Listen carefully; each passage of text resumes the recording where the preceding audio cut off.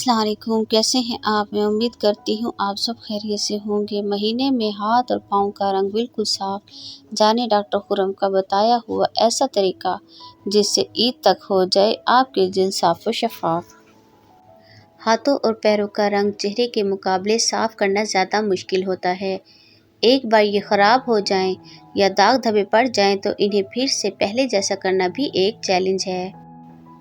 ज़्यादातर ख़वातीन हाथ और पैरों पर ब्लीच करके अपनी जान छुड़ाती हैं, पर यह वक्ती तौर पर फ़ायदा पहुंचाता है और बाद में जिल्द को मज़ीद ख़राब कर देता है।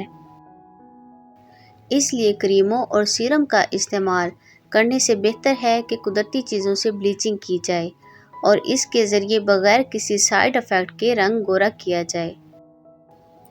तो चलें आज जानते हैं डॉक्टर खुरम हाथ और पैरों के रंग को साफ़ करने का कौन सा आसान तरीका बताते हैं।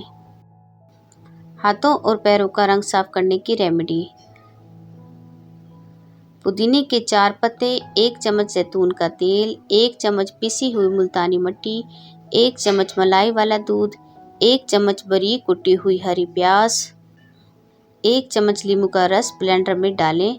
इन तमाम चीज़ों का पेस्ट तैयार कर लें।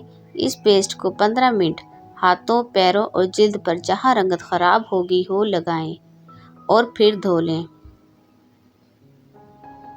इस रेमेडी के इस्तेमाल से कुछ ही दिनों में आपकी रंगत गोरी और चमकदार हो जाएगी। साथ ही हाथों, पैरों पर मौजूद निशानात भी दूर हो जाएंगे। तो मैं उम्मीद करती हूँ आज की ये रेमेडी आपके लिए ज़रूर यूज़फुल रहेगी। आप इसको ज़रूर ट्राई कीजिएगा और कमेंट में मुझे ज़रूर बताइएगा। अगली वीडियो तक अल्लाह हाफिज़।